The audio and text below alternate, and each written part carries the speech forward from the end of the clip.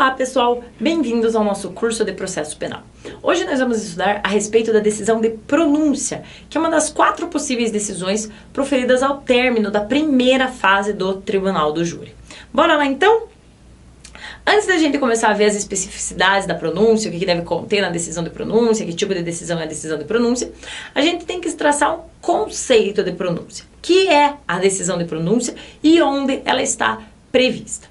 A pronúncia está prevista lá no artigo 413 e parágrafos do Código de Processo Penal, que dizem o seguinte para a gente: o juiz fundamentadamente pronunciará o acusado se convencido da materialidade do fato e da existência de indícios suficientes de autoria ou de participação.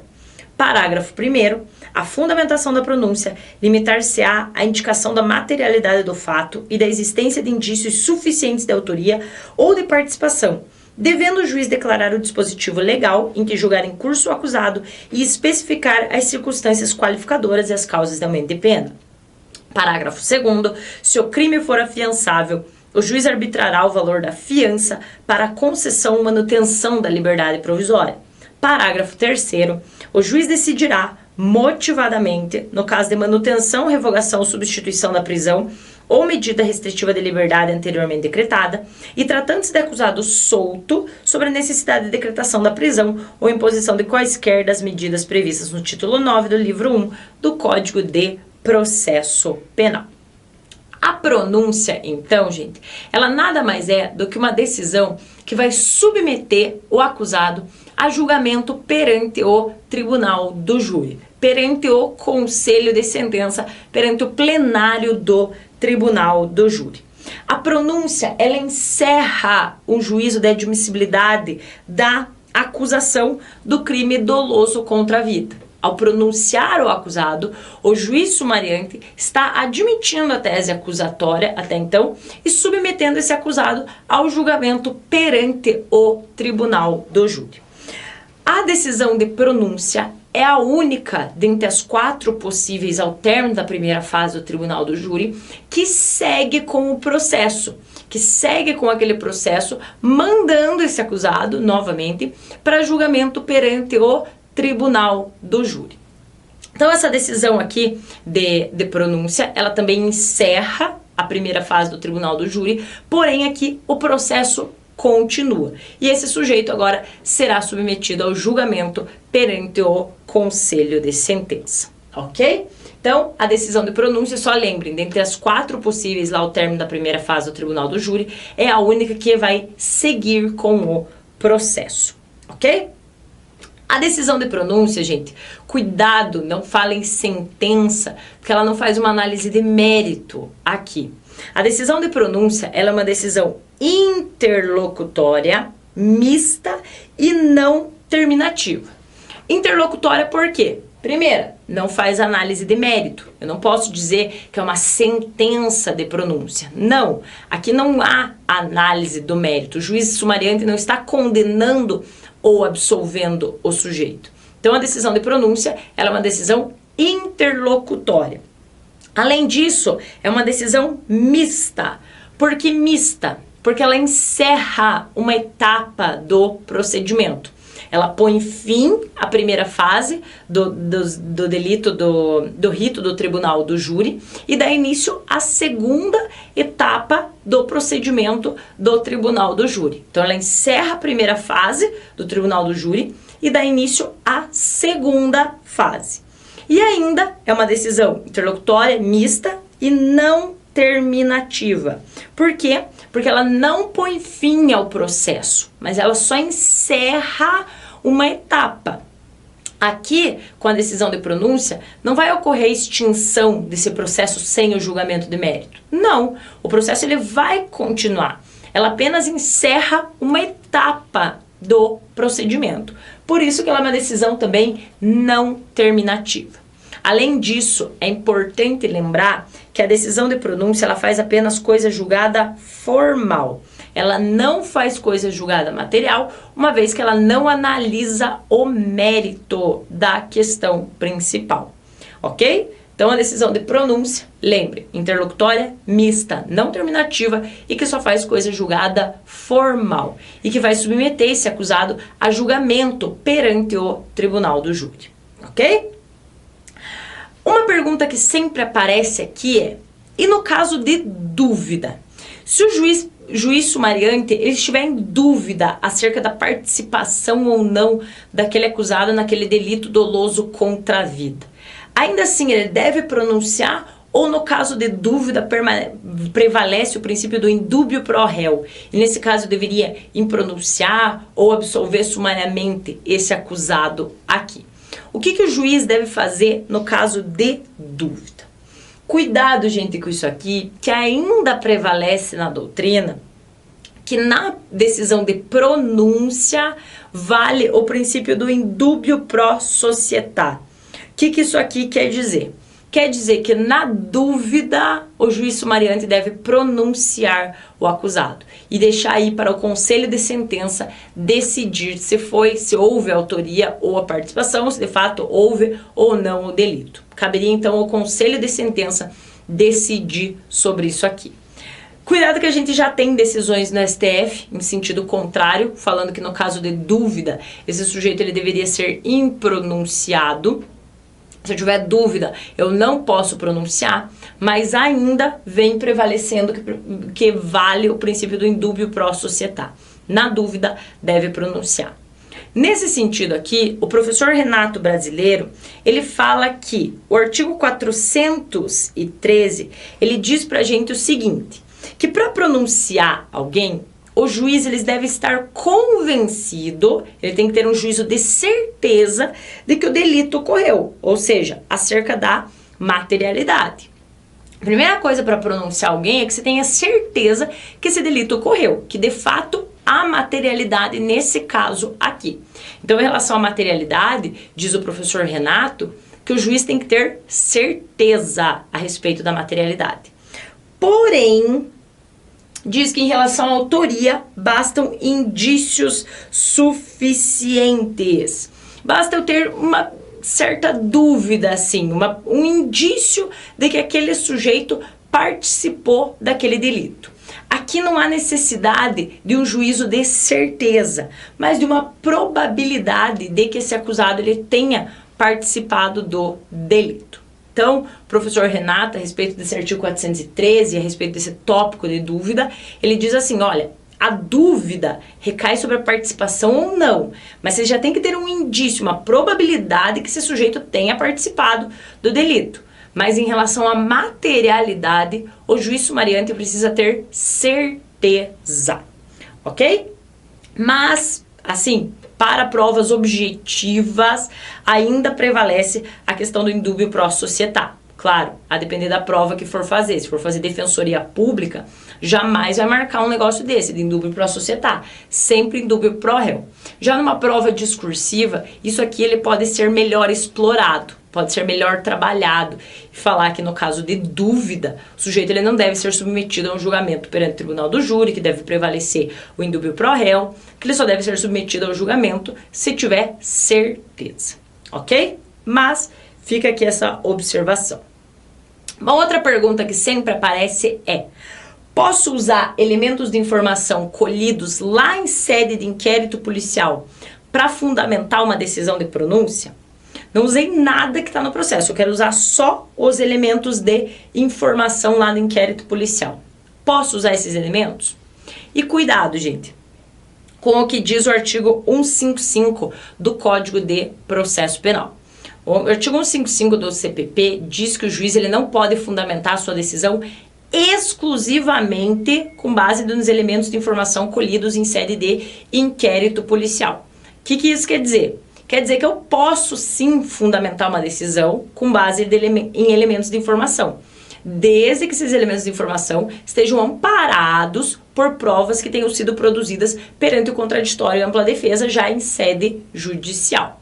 Então, essa mesma ideia aqui vale para a decisão de pronúncia. Eu não posso fundamentar com base única e exclusivamente em elementos de informação a minha decisão de pronúncia. Eu tenho que fundamentar a decisão de pronúncia com provas que tenham sido produzidas perante o contraditório e a ampla defesa, ok? Falando em fundamentação da pronúncia, como que funciona essa fundamentação da pronúncia aqui? O que o juiz pode colocar na pronúncia e o que o juiz não pode falar na pronúncia? Muito cuidado com essa questão, gente. A pronúncia, ela é uma decisão judicial e por esse motivo ela deve ser fundamentada.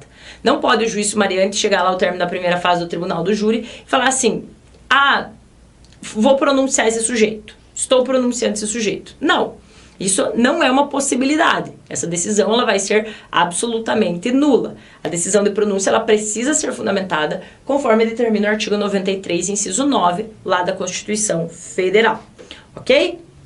Porém, nessa fundamentação aqui, e aqui que é o ponto principal, não podem haver excessos. O que são esses excessos aqui? O juiz ele não pode já pré-condenar esse sujeito aqui.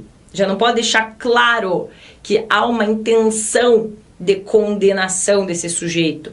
Falar que esse sujeito, ele agiu de tal maneira que dificultou a defesa da vítima e por esse motivo. Não. Essa decisão aqui, ela não pode conter esses excessos, ou a chamada eloquência acusatória. O que é eloquência acusatória? São os excessos. O juiz ele deve ser o mais breve possível, apontar a certeza da materialidade daquele delito, de que houve o delito, e apontar os indícios suficientes de autoria. Só, ele não pode ir além. E por que isso aqui? Porque os jurados, gente, eles vão ter acesso à decisão de pronúncia. E ao ler aquela decisão de pronúncia, se ela contiver excessos, contiver a chamada eloquência acusatória, ela pode facilmente influenciar os jurados na sua decisão. Então, por esse motivo, o juiz ele não pode se ceder para não exercer uma influência sobre o conselho de sentença. E isso está previsto lá no parágrafo 1º do artigo 413, que diz o seguinte: a fundamentação da pronúncia limitar-se-á à indicação da materialidade do fato e da existência de indícios suficientes de autoria ou de participação, devendo o juiz declarar o dispositivo legal em que julgar em curso o acusado e especificar as circunstâncias qualificadoras e as causas de aumento de pena. Então, o juiz ele já não pode pré-condenar esse sujeito aqui, para não exercer uma influência sobre o corpo de jurados. Tudo bem? E aqui, o artigo 792 e o artigo 478 só trazem isso que eu acabei de falar para vocês, que os jurados eles vão ter acesso a essa decisão de pronúncia e isso poderia gerar uma certa influência já na sua decisão, ok? Tranquilo quanto à fundamentação, né? Qual que é o conteúdo da pronúncia? O que o juiz vai colocar ali na pronúncia? O que ele pode apontar na decisão da pronúncia? Além da fundamentação, que não pode conter excessos, o que ele vai colocar nessa decisão de pronúncia aqui? E, novamente, quem traz a resposta pra gente é o parágrafo 1º do artigo 413, lá na sua parte final, que fala o seguinte, que deve o juiz declarar o dispositivo legal em que julgar em curso o acusado, e especificar as circunstâncias qualificadoras e as causas de aumento de pena. Então, o que esse parágrafo 1º do artigo 413 está falando para a gente? Está falando para a gente que o conteúdo da decisão de pronúncia é a classificação jurídica do delito, a qualificação jurídica do delito. O juiz deve apontar em qual tipo penal está em curso esse acusado, que agora vai para julgamento perante o tribunal do júri. O tipo penal por extensão também, no caso de tentativa, por exemplo. O sujeito praticou uma tentativa de homicídio simples. Você vai colocar o 121 caput, combinado com o artigo 14, inciso 2, ambos do Código Penal. Tem que apontar essa extensão aqui. Ainda, lá na decisão de pronúncia, já deverá conter as causas de aumento e as qualificadoras. Ok? Então, esse é o conteúdo da decisão de pronúncia. Qualificação jurídica do delito, o tipo penal por extensão, as causas de aumento de pena e as qualificadoras. E aí vocês podem perguntar, Magda, mas e as causas de diminuição de pena? O parágrafo primeiro ele não fala nada sobre diminuição, ele falou sobre causa de aumento de pena. Mas as causas de diminuição, elas já não devem constar da decisão de pronúncia? E a resposta é não. O artigo 413, ele não menciona as causas de diminuição de pena, salvo a tentativa, que daí é o tipo penal por extensão. As demais causas de diminuição de pena não são mencionadas pelo artigo 413. Por esse motivo, a doutrina entende que na decisão de pronúncia não devem constar as causas de diminuição de pena. As causas de diminuição de pena serão levadas a plenário, serão debatidas em plenário, e aí serão quesitadas aos jurados. E aí caberá ao juiz presidente decidir sobre essas questões. Mas elas não devem constar na decisão de pronúncia, ok? Magda, e outra coisa, e se tiver envolvimento de mais pessoas, como que funciona isso aqui? Se descobrir depois que houve envolvimento de mais pessoas, como que funciona essa questão? O artigo 417, gente, fala o seguinte: se houver indícios de autoria ou de participação de outras pessoas que não tenham sido incluídas na acusação, o juiz, ao pronunciar ou impronunciar o acusado, determinará o retorno dos autos ao Ministério Público por 15 dias, aplicável no que couber o artigo 80 deste Código. Então, se o juiz verificar, no momento dele proferir a sua decisão de pronúncia ou impronúncia, de repente verificar que houve a participação de mais pessoas naquele delito, ele vai encaminhar esses autos ao Ministério Público, para que o Ministério Público, se for o caso, faça a inclusão desse acusado aqui, ou ofereça uma nova denúncia em um processo apartado, já que esse já está em fase de pronúncia, ou até mesmo de impronúncia, como diz o artigo 417, oferece uma nova denúncia para que aquele sujeito ele seja devidamente processado nessa participação. Então, se o juiz, no momento da decisão, ele percebe que há indícios de participação de mais pessoas, ele encaminha os autos para o Ministério Público, para que ele adote as medidas cabíveis, ok? Quais são os efeitos da pronúncia? O que a decisão de pronúncia traz para o processo? Primeira coisa, vai submeter o acusado ao júri popular. Esse sujeito, ele será julgado perante o tribunal do júri, vai lá para júri popular para ser julgado perante o conselho de sentença, ok? Um segundo efeito da decisão de pronúncia é a limitação das teses acusatórias apresentadas aos jurados. O que isso aqui quer dizer? Quer dizer que se o sujeito ele foi pronunciado por homicídio simples, não pode, lá na hora da aquisitação ou na hora dos debates orais, o promotor buscar a condenação por um homicídio qualificado.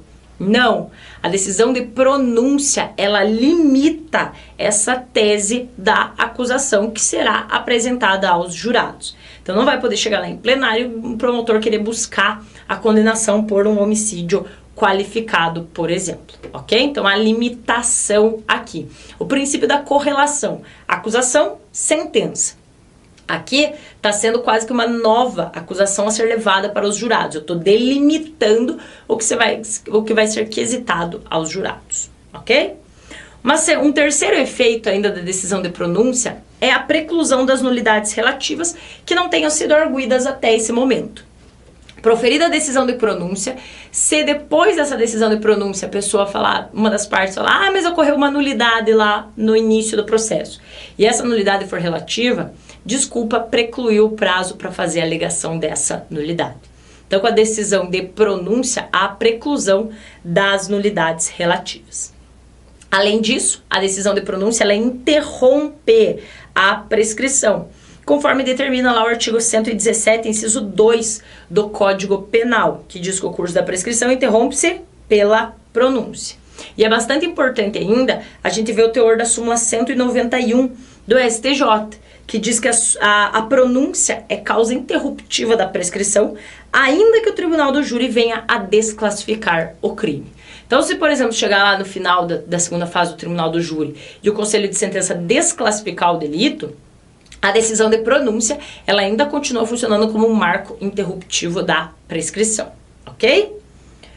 Ainda sobre decisão de pronúncia, a gente precisa falar sobre a questão da alteração da classificação do crime, que pode acontecer.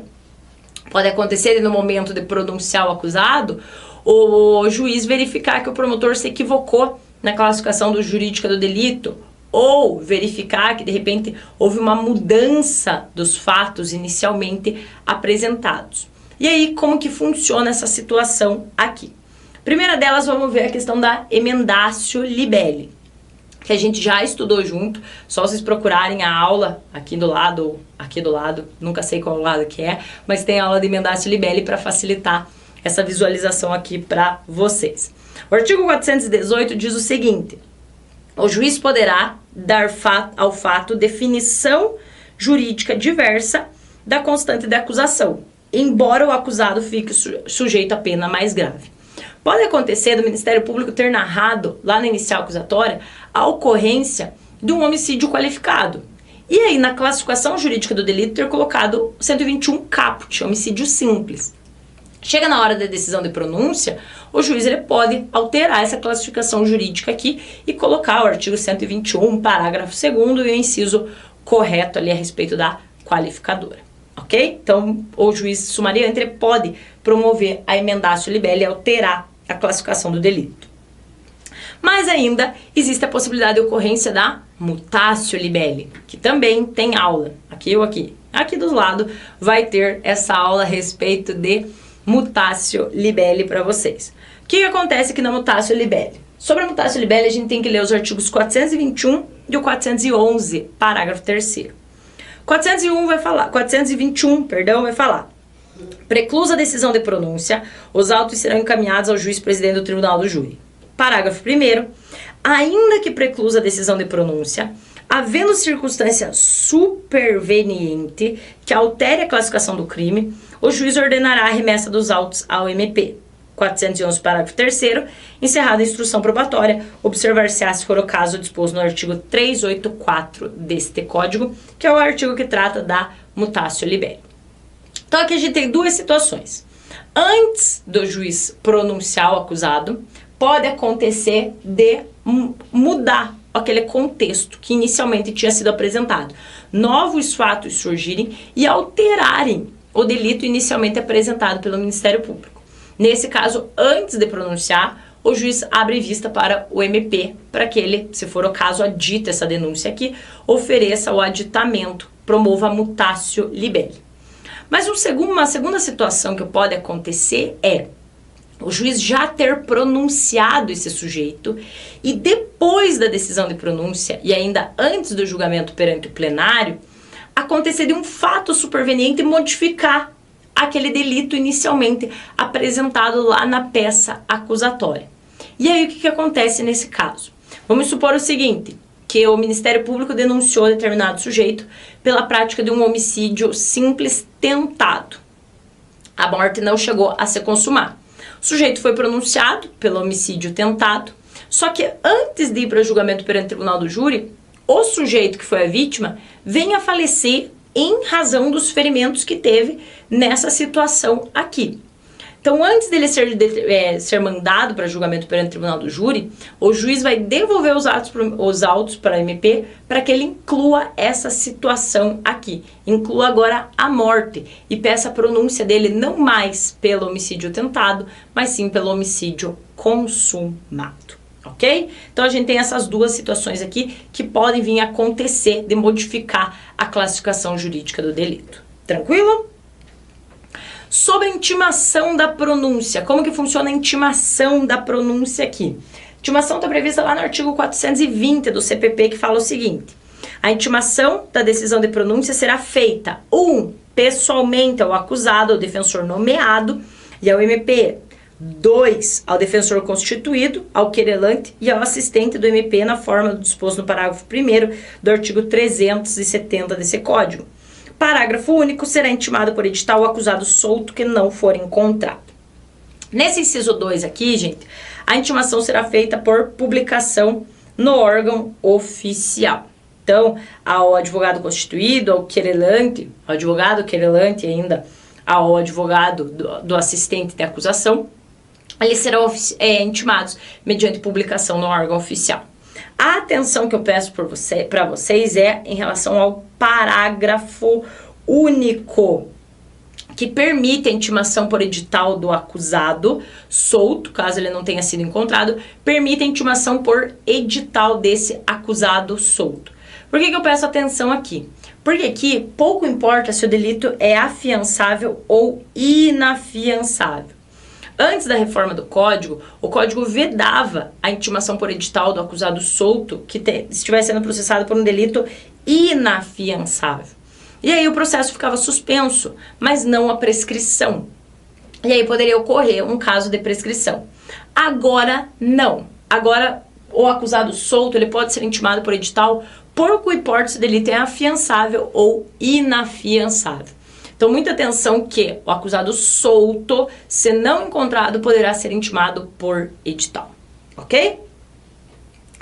Para quase fechar essa nossa decisão de pronúncia, aqui nessa aula sobre pronúncia, a gente precisa falar sobre a prisão do réu solto diante de uma decisão de pronúncia.